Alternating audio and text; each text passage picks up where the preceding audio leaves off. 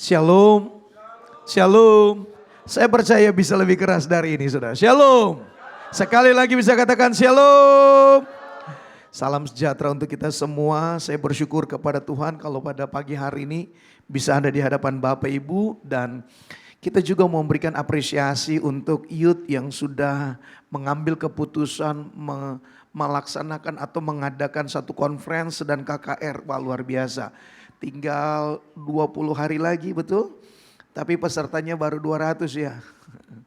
Pengalaman yang sama. Jadi sedikit saya ingin sampaikan, jangan takut ya gitu ya. Untuk generasi muda. Beberapa waktu lalu, tepatnya tahun lalu ya kalau tidak salah di bulan yang kerusuhan terjadi akhir dari Agustus mau ke awal September, saya ingat itu ya. Nah hari itu tanggal 31 atau tanggal 31 saya ada di Bolang Mongondo di daerah Kota Mobagu itu di Sulawesi Utara. Jam 12 malam saya ditelepon oleh seorang pemimpin, Pendeta Daniel Panji, ketua dari Mehom Indonesia. Dia tanya ke saya, Elisa, gimana untuk tanggal 4 September? Kamu masih tetap mau mengadakan doa? Saya bilang, dalam benak hati saya, prinsip hidup saya, sekali melangkah, maju ke depan, tidak ada istilah atlet untuk mundur ke belakang. Saya oke. Setelah itu Pastor Billy Nyoto Raharjo telepon saya. Bro, ini tanggal 4 tetap kita laksanakan? Beliau tanya ke saya, oh tetap. Tapi beberapa komunitas sudah menarik diri, tidak mau hadir untuk acara di Emporium doa pada saat itu untuk generasi muda. Di tengah kondisi pada saat itu demonstrasi sedikit mencekam karena terjadinya pembakaran gitu ya kan saudara beberapa waktu lalu. Sehingga dia bilang, atau kita pindahkan saja dari Emporium kita ke tempat yang lebih kecil yang namanya di Senayan City. Senayan City dengan kapasitas kurang lebih 400 orang di lantai 9 dia bilang.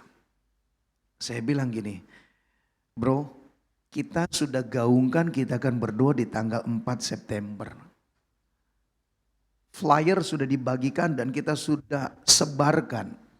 Kalau kita sudah tentukan di satu tempat, jangan pernah bergeser. Saya katakan begitu sama beliau, jangan pernah bergeser. Kalaupun pada akhirnya banyak yang mengundurkan diri dan hanya kita berdua yang berdoa di Emporium, kita akan laksanakan, kita akan berdoa bersama-sama. Itu hari Sabtu saya ingat. Kita akan berdoa bersama-sama di sana, kita berdoa untuk lawatan Tuhan, untuk ketenangan, untuk keamanan, untuk kedamaian Indonesia. Ambil keputusan, oke. Hari Minggunya akhirnya beliau umumkan di jemaat Senayan City. Menurut Pastor Elisa, kita nggak bergeser, kita akan laksanakan di Emporium. Ada rasa khawatir berapa yang akan hadir. Ternyata yang hadir di luar dari ekspektasi kita justru. Kami anggap paling 500 orang udah puji Tuhan, subhanallah, alhamdulillah saudara. Tapi yang hadir itu lebih dari 1000 orang yang hadir sampai overflow sampai ada di luar saudara. Kenapa? Setiap tekad yang digantungkan kepada Tuhan, Allah turut bekerja di dalamnya. Sehingga pasti target tercapai. Saya ingin memberikan penegasan. Ku tahu banyak sebab ku alami. Sudah istilahnya Tuhan percayakan saya. Hampir setiap tahun saya bikin conference gitu saudara. Setiap tahun 2-3 kali conference itu pasti ada conference tentang G33.33 saudara. Tentang gimana Go Evangelism Transformation. Dimana konferensi misi gitu ya. Skala global di Jogja targetnya hanya 500 yang datang 1000 gitu. Dan saya percaya di mana ada kegerakan rohani bukan sekedar sebuah program manusia Bapak Ibu. Tapi kegerakan rohani akan selalu lahir dari sorga. Di mana Tuhan taruh hati untuk melihat sebuah kebangunan rohani, maka Allah turut bekerja di dalamnya. Setiap proyek Tuhan ada dan tidak adanya kita, Allah turut bekerja saudaraku. Sehingga nggak ada alasan kita bilang, saya nggak mau ngambil bagian. Nggak apa-apa. Nggak penting juga buat Allah kalau kita nggak mengambil bagian. Bukan berarti rancangan Allah gagal, produk Allah gagal, atau kegiatan gagal. No. Ada dan tidaknya kita saudara dalam pekerjaan Tuhan itu pasti terlaksana saudaraku. Bayangkan untuk membangun sebuah bahtera, Allah hanya membutuhkan satu pribadi yang bernama Nuh. Pemberitaan Injil selama 120 tahun, bukan waktu yang singkat saudara. Tapi kenyataan dari 120 tahun itu, dia mulai bicara tentang repentance, dia bicara tentang sebuah pertobatan. Tapi pada kenyataannya saudara hanya 8 orang yang selamat. Dengan kata lain itu pun hanya keluarganya saja. Sekian ribu orang tidak mengambil keputusan untuk percaya kepada Allah atau menyembah kepada Allah. Sehingga dengan berat hati dalam penyesalan ilahi, Allah memusnahkan bumi dengan air bah. Saya mau katakan bahwa ada dan tidaknya kita, Allah turut bekerja saudara. Hanya kalau kita tahu Allah turut bekerja, maka kita tidak mau mengambil bagian di posisi yang tidak terlibat di dalamnya. Justru karena kita tahu Allah turut bekerja di dalamnya, kita mau terlibat di dalamnya. Karena setiap bekerja sama dengan Tuhan, endingnya terbaik dalam hidup saudara dan saya. Di hari-hari ini pujian katakan dunia berubah. Dunia sedang tidak baik-baik saja. Tetapi rahasia Alkitab memberikan sebuah rahasia kunci. Ya, kunci rahasia yang Allah berikan buat kita, gereja Tuhan, menyongsong menghadapi era perubahan secara global. Dunia akan selalu berubah dalam sebuah perubahan, tidak menuju kepada sebuah kebaikan, tetapi sebaliknya dunia akan berubah menuju kepada kehancuran. Sekalipun awalnya untuk kebaikan manusia. Ketika seorang penemu yang bernama Albert Einstein menemukan rumus E sama dengan MC kuadrat untuk dibentuknya sebuah bom kecil namanya Little Boy yang menghancurkan Hiroshima Nagasaki. Awalnya kekuatan atom atau bom itu untuk perkembangan sebuah peradaban baru. Tapi akhirnya menjadi sebuah ledakan yang menghancurkan. Hal yang sama, tenaga nuklir digunakan untuk sebuah peradaban baru, sebuah perkembangan menuju kebaikan. Tapi kenyataannya, uranium digunakan untuk menciptakan bom nuklir, menghancurkan. Dan ini sedang terjadi di daerah Timur Tengah.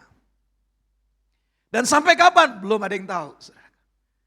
Tapi Alkitab sudah jelas memberikan sebuah nubuatan. Pasal ke-47 dari kitab Yehezekiel dan juga beberapa ayat di dalam Alkitab dikatakan bahwa Elam atau yang sekarang yang kita tahu Iran atau dulu dibilang Persia, dikatakan Allah akan bertahta di sana. Nah, doa saya hari-hari ini adalah Tuhan bertahta di Timur Tengah, saudaraku. Karena Alkitab pasti digenapi. Siap atau tidak siap, firman Tuhan pasti digenapi. Apapun keberadaannya. Nah, menghadapi situasi yang berubah, menghadapi situasi yang seringkali membuat saudara dan saya mengalami ketakutan. Kita bersyukur Bapak Ibu, saya mau katakan Indonesia bersyukur. Kenapa? Sekelas Australia, saudara, benua Australia, negara Australia, 247 SPBU-nya, saudara. Close. Tutup. Krisis energi. Belum negara-negara yang lain, Filipina dan semua negara-negara ngalamin krisis. Hanya ada 10 negara yang diizinkan bisa melalui Selat Hormuz. Minyaknya bisa oke gitu loh saudara. Dan yang kasihannya Indonesia nggak mendapatkan izin untuk menerimanya saudara. Saudara bisa bayangkan, tapi luar biasanya Indonesia masih aman. Indonesia masih aman. Saya juga bingung kenapa Indonesia bisa aman Bapak Ibu. 98 ada 12 indikasi negara gagal, 7-nya ada di Indonesia. Tapi sampai hari ini Indonesia bisa ada. Krisis dari IMF ngegoncang. Ya kan, krisis moneter. Jangankan moneter, kembali lagi krisis global. Banyak negara-negara mengalami kegagalan, goncang semua. Kasus COVID melanda seluruh dunia. Negara pertama yang bisa mengatasi COVID adalah Indonesia. Saudara nggak yakin orang Indonesia ya? Ngelihat muka saudara kayaknya nggak yakin bener nih. Emang bener Indonesia ya? Indonesia paling lolos saudaraku. Walaupun akhirnya jadi orang aneh di Indonesia. Minyak kayu putih kita minum gitu kan saudara. Apalagi saudara, jahe merah, apalagi yang mau diminum. Pokoknya bisa diminum kita minum, yang penting gak kena COVID. Begitu saudara. Dan kita paling lolos. Cepat negara cepat pulih dari COVID, Indonesia. Salah satu negara terdepan, bukan Honda yang terdepan. Minta maaf kalau ada karyawan Honda di sini saudara. Rahasianya di mana saudaraku? Saya bangga dengan Indonesia karena Indonesia sekalipun kita hanya dalam bilangan kecil. Tetapi orang-orang yang Indonesia tahu rahasia kuncinya. Yaitu di dalam kitab 1 Tesalonika pasal yang kelima dari ayat yang ke-17. Kalimat terpendek di dalam Alkitab 66 kitab begitu banyak kisah-kisah. Tetapi hanya ada satu kalimat yang terpendek dari rangkaian kitab-kitab yang dituliskan. Yaitu tetaplah berdoa. Kalimat ini sesederhana itu Bapak Ibu. Tetaplah berdoa. Rasul Paulus sedang menyampaikan kepada jemaat Tesalonika dalam kondisi yang tidak baik-baik saja. Di tengah tekanan politik, di tengah kegoncangan secara sosial, mengalami yang namanya krisis ekonomi. Rasul Paulus lewat pewahyuan ilahi sehingga dia menyampaikan sebuah strategi yang sederhana tapi paling jitu. Namanya doa. Kata doa ini seringkali kita abaikan Bapak Ibu. Sesuatu yang gampang gitu kan. Semua kita tahu berdoa. Tetapi saya mau mengajak pagi hari ini bukan hanya sekedar doa yang kita sampaikan dalam bentuk sebuah permohonan. Tetapi Yesus menginginkan adalah doa yang lahir dari sebuah passion. Dari sebuah kegairahan. Karena doa yang dilandasi dari sebuah kegairahan akan membuahkan hasil. Sekali lagi. Doa yang dilahirkan dari sebuah kegairahan akan menghasilkan sesuatu. Gitu, saudara. Kalau sekedar doa Tuhan terima kasih hanya sekedar lip service. Saudara, saudara gak akan pernah lihat sebuah dampak.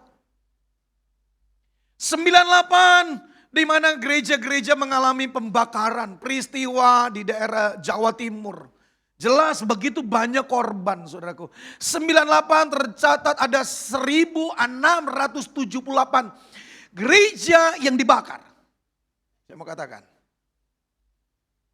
Lebih dari 1600 gereja yang dibakar saudaraku. Di zaman itu. Saudara bisa bayangkan. Tapi terbukti akhirnya sampai hari ini. Gereja masih ada di Indonesia. Dan oleh karena gereja Tuhan orang percaya Indonesia bisa ada sampai hari ini. Saya sangat percaya sekali. Berulang kali Indonesia mau dihancurkan.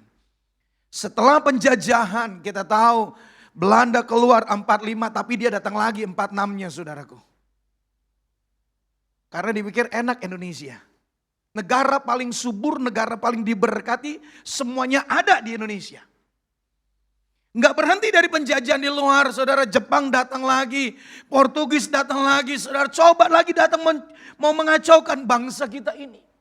Tapi berapa banyak ada tokoh-tokoh iman memberikan catatan mereka mulai membangun satu komunitas doa, kubu-kubu doa. Di setiap kelompok-kelompok ini berdoa menangis untuk Indonesia.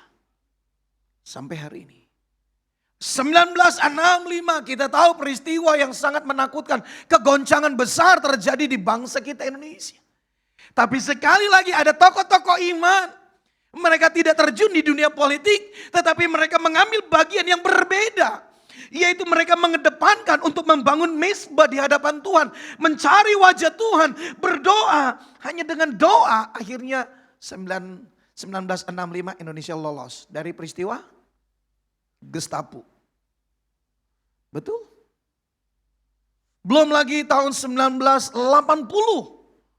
Wah, anak itu tadi bilang, saya belum lahir om. Ya, peristiwa Tanjung Priuk, Amir Biki. Kerusuhan besar-besaran terjadi di Tanjung Priuk juga.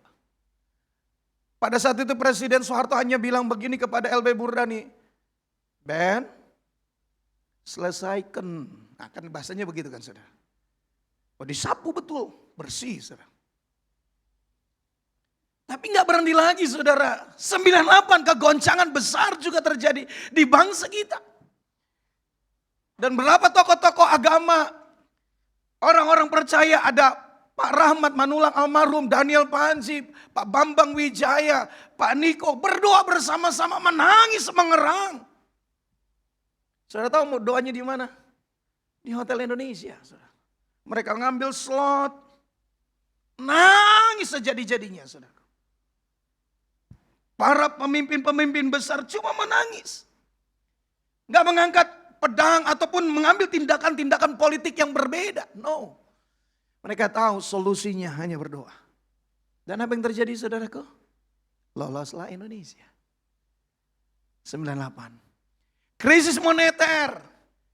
Krisis global. Gerakan doa. Ketika terjadi kegoncangan secara besar-besaran skala dunia. 2012 Indonesia memobilisasi doa. Sebelumnya 2003. Di mana akhirnya ada NPC berdoa bersama-sama. Para pemimpin-pemimpin rohani bergandengan tangan untuk kesatuan tubuh Kristus. Digaungkannya doa serentak bersama-sama. Dilanjutkan 2005. Gembala saudara di sini hadir saudara. Saya tahu karena kita ketemu di GBK-nya. Tanggal 5 bulan 5 2005. Kita berdoa di GBK. Nangis NPC. 2012 dan terus gelombang gerakan doa. Saya percaya sehingga Indonesia ada hari ini. Sehingga bukan hanya sekedar kita berdoa. Tetapi doa yang lahir dari sebuah kerinduan hasrat yang besar akan menghasilkan sesuatu. Karena setiap keintiman dengan Allah akan membuahkan sesuatu saudaraku. Doa itu seperti seseorang yang sedang sakit bersalin. Saya memberikan utamakan. Mengerang, dia menangis sampai sebuah kelahiran. Saudara. Bukan sekedar doa lip service, naikkan terima kasih Tuhan karena Tuhan sudah berkati makanan ini pagi hari ini selesai buat sarapan. Bukan itu yang dimaksud saudara. Tetapi ada sebuah kegairahan, kerinduan, hasrat yang besar untuk datang berdoa kepada Tuhan. Karena doa bukan sekedar sebuah aktivitas karena kekosongan waktu saudara. No. Tetapi doa menjadi sebuah gaya hidup yang dilahirkan dari kecintaan, yang dilahirkan dari sebuah pengabdian, yang dilahirkan dari keyakinan yang teguh kepada Tuhan Yesus. Doa itu yang Yesus mau. Kegagalan orang Kristen adalah tahu rahasia doa, kuasa doa, tahu dampak dari doa, tapi tidak mau melakukannya, saudara. Seorang penginjil terbesar dalam sejarah abad ini bernama Billy Graham. Satu kali saya ketemu dengan wakilnya ketika dia datang ke Indonesia dan satu kali saya diundang untuk ada di Amerika dan ketemu dengan pemimpin-pemimpinnya di sana. Beberapa pemimpin. Dalam sebuah perjumpaan maka ada sebuah catatan yang ditinggalkan oleh almarhum Billy Graham, penginjil legendaris. Sepanjang abad ini, sepanjang abad 21, hebat dan luar biasa. Dia sudah menjangkau 150 negara. Kecuali Indonesia yang dia belum datangin. Saya ada di yayasannya, Samaritan Purse. Untuk menjangkau. Untuk Indonesia kita sudah ngejangkau sekian juta. Saudara bisa bayangkan bagaimana gerakan pembagian kotak hadiah untuk menjangkau anak-anak lewat pembagian kotak hadiah. Sudah dibagikan di 180 negara. Saudara bisa bayangkan gerakan ini yang dilakukan oleh Billy Graham dan dilanjutkan oleh anaknya Franklin Graham. Nah waktu dia sampaikan sebuah pesan di sebuah catatan note belum dibukukan. Saudara. Ada 4 kegerakan yang mengubah dunia. Dan pertama yang dia tuliskan, yaitu namanya prayer movement. Gerakan doa. Dan ini sedang terjadi. Kita bersyukur untuk Indonesia. Kita bersyukur untuk bapak-bapak rohani kita. Yang masih konsisten di dalam doa. Kita bersyukur kepada gembala di tempat ini. Yang masih konsisten berdoa. Saudara.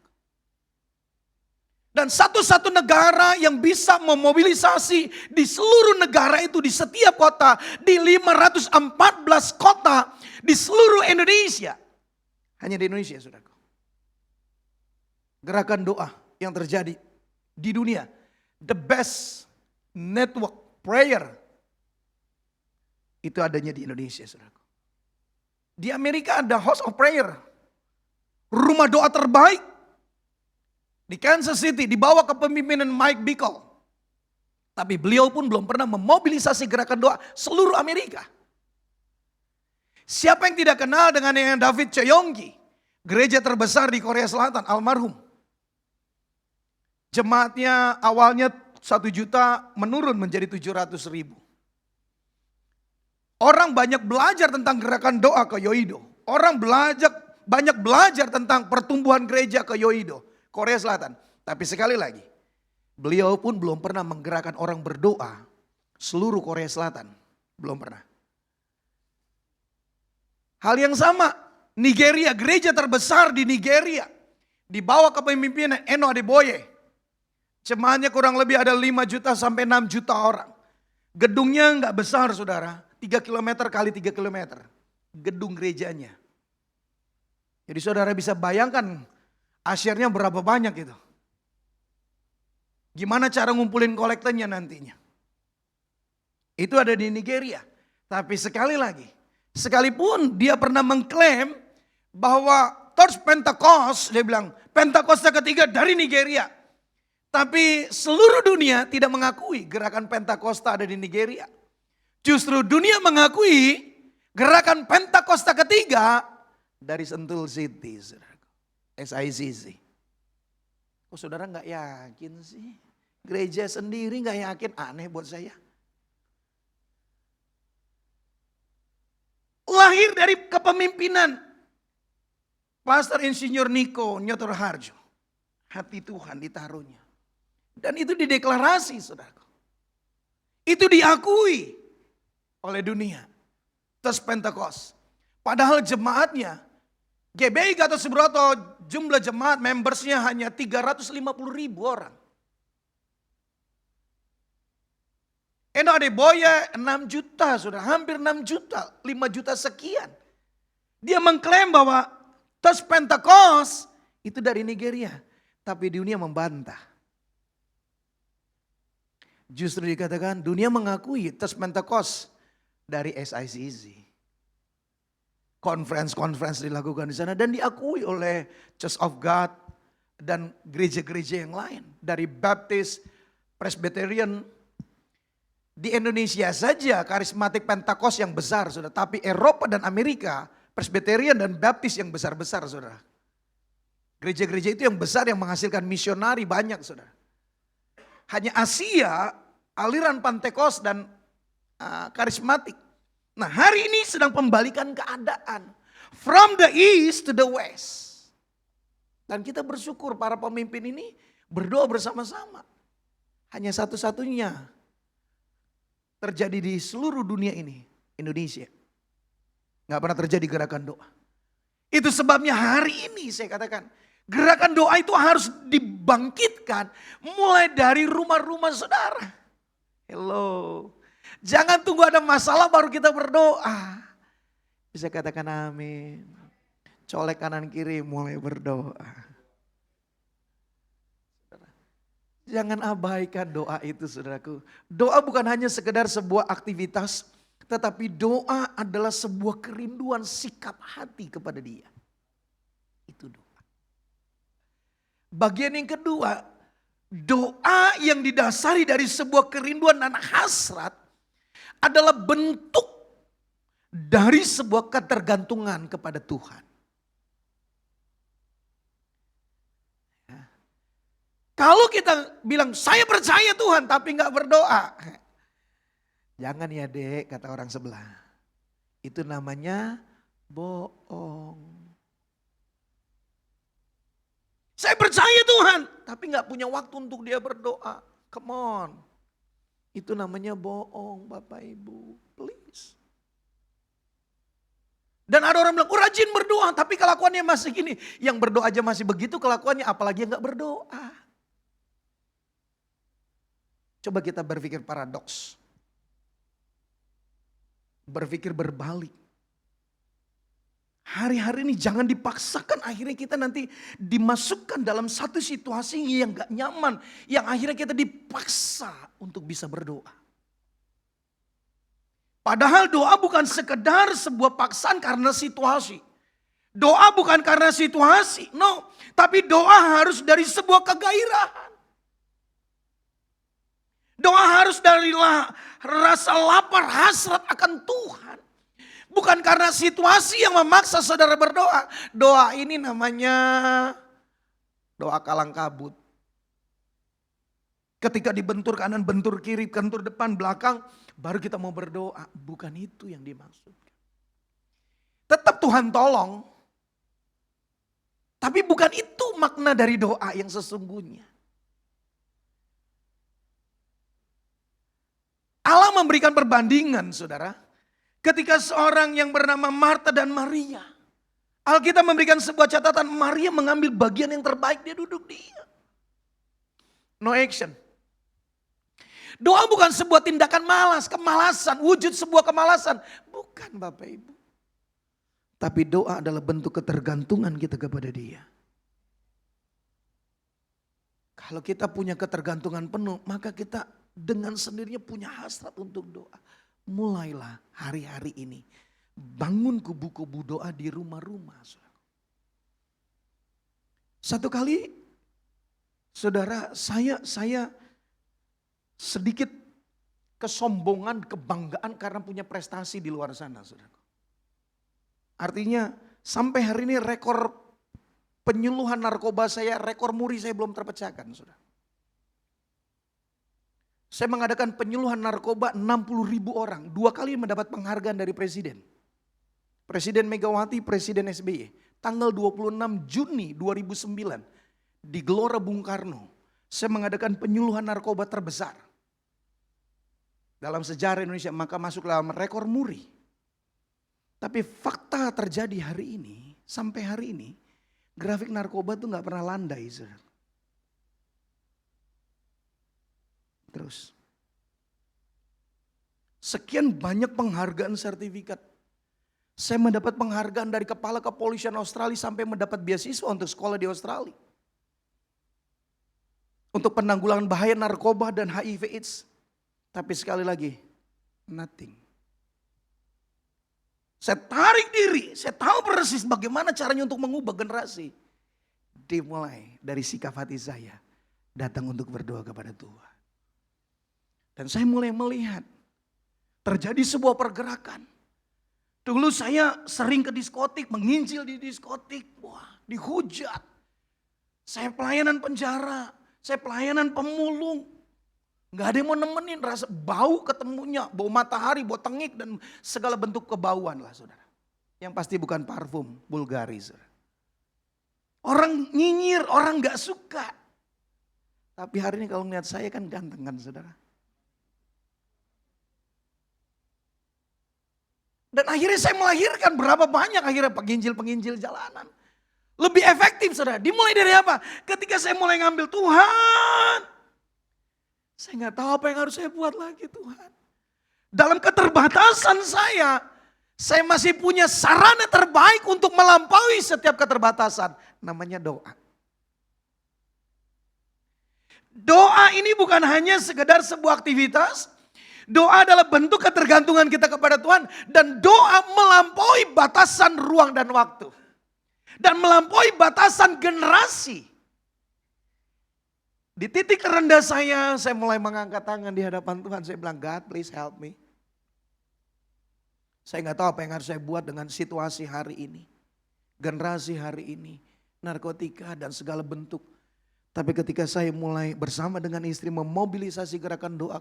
Mulai dari anak-anak. Saya di kepemudaan, gerakan doa. Satu kali ketemu dengan adik dari Pak Niko, Bu Christine. Apa yang Pak Elisa lakukan? Oh, saya ngadopsi 16 sekolah. Dari sekolah urakan, dari sekolah yang perkacauan, dari sekolah berantakan. Sekarang menjadi sekolah-sekolah favorit. Oke. Terus apa? Pembinaan-pembinaan dengan bangganya. Selesai itu? Sudah hanya itu? Iya. Lantas ada terobosan apa secara spiritual? Tuk. Kayak ditampar saya. Coba Pak bikin kubu-kubu doa. Bangganya gitu. Akhirnya betul saudara. Ketika saya mulai bangun kubu doa di sekolah-sekolah. Dari tadinya siswanya hanya 27 orang. Menjadi 150-an orang Kristen. Dan terus berkembang dan terus berkembang. Satu kali kita ada bikin conference. Acara doa. Damailah Indonesiaku. Saya bisa memobilisasi. Ada sekitar 10 bus. Anak-anak pelajar-pelajar ini datang.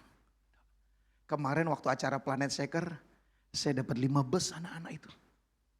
Kita bawa ke Sentul. Mereka kata, di mana? Saya udah mulai dari kubu-kubu doa. Saya impartasikan bagi hati untuk doa. 2 orang, 2 orang, 3 orang, 3 orang doa. Dan apa yang terjadi? Grafik narkoba di sekolah itu sampai kepada titik 0. Tidak ada lagi peredaran di SMP 184. Pasar boleh buktikan Bapak Ibu. Tidak terjadinya lagi pelecehan seksual. Sekolah-sekolah yang urakan, sekolah-sekolah yang kacauan. Beberapa kota di Jakarta mulai saya adopsi sekolah-sekolah. Sekolah yang dulunya STM, sekolah kejuruan sekarang adopsi mulai. Ada kubu-kubu doa. Dan saya ngeliat berdoa. Perubahan di sekolah-sekolah terjadi. Kami sedang berdoa untuk kegerakan doa di marketplace. Kami mau lihat kenapa koruptor, malas ekonomi. Kita mulai bangun doa. Dengan cara kita berdoa kita ngelihat sebuah perubahan Bapak Ibu. Mulailah kita berdoa. Doa dalam sebuah tangisan di hadapan Tuhan. Doa yang dilahirkan dari sebuah kerinduan. Akan menghasilkan potensi ilahi di dalamnya. Doa yang dilahirkan dari sebuah kerinduan akan membuka gerbang sorga untuk melakukan perkara yang ajaib. Jadi bukan hanya sekedar biasa doa saudara. Saudara punya sarana yang paling sederhana yang sanggup mengubah segala situasi keadaan apapun juga.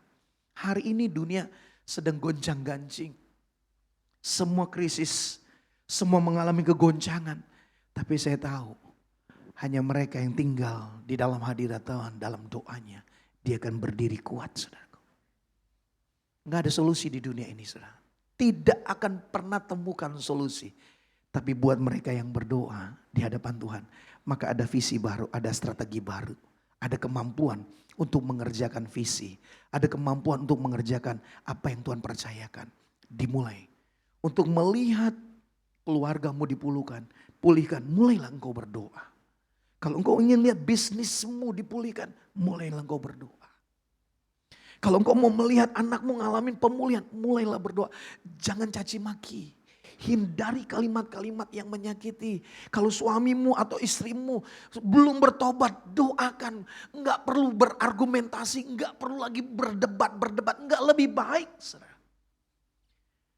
Tapi engkau tekuk lutut, lipat lutut di hadapan Tuhan. Doakan. Bukan bilang begini, Tuhan biar suami saya cepat mati. Enggak juga doa gitu saudara. Tapi mulai berdoa, Tuhan aku mencintai suamiku. Tuhan aku memberkati istriku. Walaupun sering kali belanja online terus Tuhan.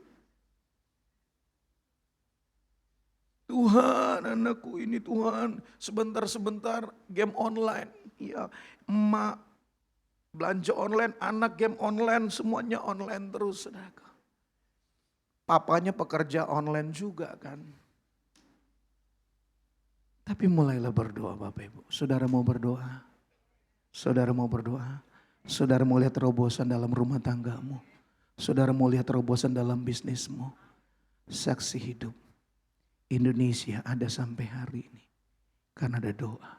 Tundukkan kepala saudaraku. Kalau engkau mulai rasa kering, kalau engkau mulai merasa tidak berdaya, kalau engkau merasa sudah tidak lagi mampu, come on.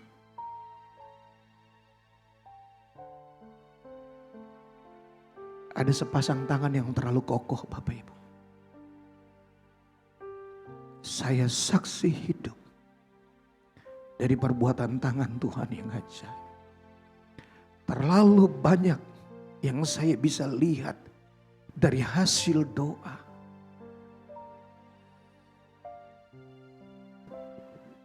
Ketika orang banyak berpaling menyerah, saya bilang sama Pastor Billy, kita tetap berdoa ya bro. Dan Tuhan buat kami terkagum. 1.500 anak-anak remaja pemuda berdoa. Sampai tengah malam, sampai jam 12 berdoa kami nangis. Tepat tanggal itu tanggal merah saudaraku. Orang bilang itu akan ada puncak kerusuhan. Apalagi daerah Emporium Pluit itu. Itu jadi salah satu target untuk dirusuhkan. Tapi apa yang terjadi? Doa sanggup mengubah segala situasi. Hanya mereka yang mau berdoa. Apa yang kau sedang harapkan Tuhan lakukan? Apa yang sedang kau gumuli hari-hari? Doa dalam sebuah kerinduan, hasrat, passion, kerinduan, kegairahan.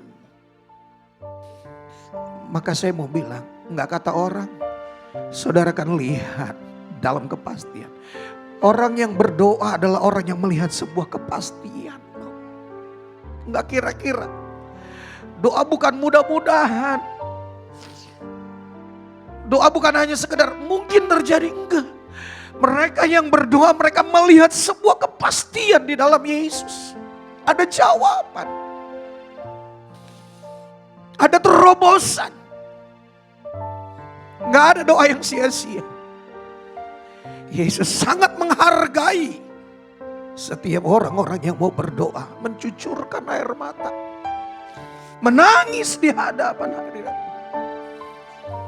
Kalau engkau sedang dalam pergumulan, kalau engkau sedang dalam sebuah tekanan, kalau engkau dalam kondisi yang tidak baik-baik saja, yuk sama-sama kita mau berdoa. Buat Bapak Ibu, mari sama-sama kita bangkit berdiri di hadapan Tuhan. Terima kasih. Saya percaya apa yang dimiliki gembala saudara di tempat ini. Saya tahu gembala saudara orang yang cinta doa. Panggilannya adalah pendoa. Saya tahu persis. Doa saya, roh yang sama juga turun untuk jemaat Tuhan di tempat ini. Dan Tuhan rentangkan bawa jauh lebih. Menjadi seorang misi. Menggenapkan misi Tuhan, membuka gereja begitu banyak, just planting terus. Doa dan misi akan memberikan sebuah terobosan yang besar. Let's pray. Come on, mulai berdoa. Apapun bentuk pergumulanmu, apapun bentuk kesusahan hidupmu, apapun bentuk tekanan hidupmu, let's to pray. Hanya doa yang sanggup mengubah. Hanya doa yang sanggup menggerakkan hati Tuhan. Hanya doa yang mampu menggerakkan Tuhan berkarya. Oh Rabasyaka Ramataka Rababas. Kia Rabasyaka Ramataka Rabababa. Kia Rababasyaka Rataka Rabasyaka Ramataka. Let's pray, church. Come on, church. Let's pray. Dia yang berdoa, dia melihat kepastian. Dia yang berdoa, dia melihat keajaiban. Dia yang berdoa, dia yang melihat terobosan. Dia yang berdoa, dia melihat pemulihan. Kia Rabasyaka Ramataka Rabababa.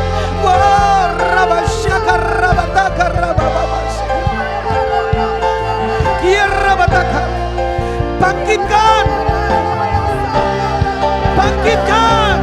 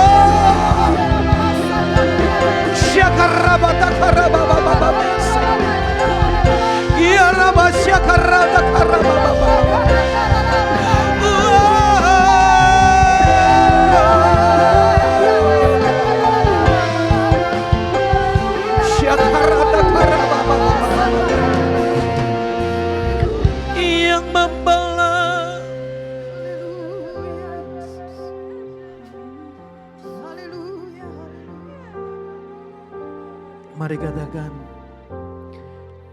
Yang membelah laut.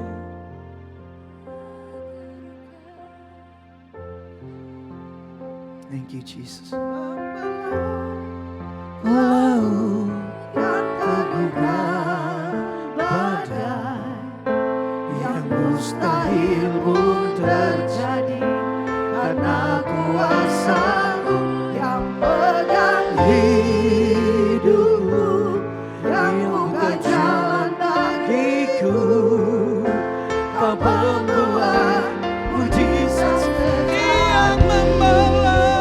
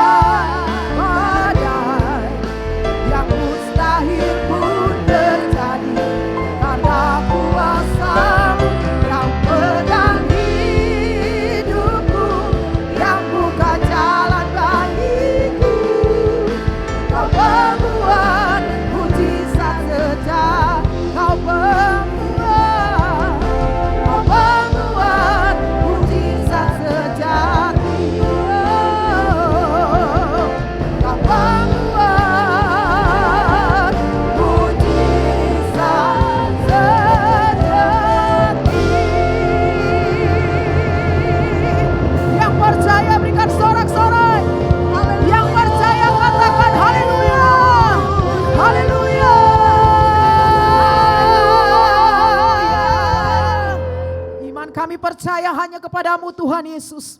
Dan kami bersyukur buat firman-Mu. Terima kasih Bapa. Terima kasih buat hamba-Mu Pastor Elisan telah menyampaikan firman-Mu. Pakai hamba-Mu lebih lagi dimanapun berada. Berkati keluarga, istri, anak-anak, apapun yang hamba-Mu kerjakan. Engkau Tuhan yang buat berhasil. Kami terima firman-Mu di dalam nama Tuhan Yesus. Setiap kita yang percaya firman Tuhan, mari sama-sama katakan amin, amin, amin. Sekarang terimalah berkat Tuhan. Kasih karunia yang berlimpah-limpah daripada Allah Bapa dalam anak yang tunggal Yesus Kristus. Persekutuan yang manis dengan Roh Kudus menyertai kita semua mulai hari ini. Sampai Tuhan Yesus datang menjemput kita di awan-awan dan bahkan sampai selama-lamanya. Yang percaya bersama-sama katakan amin.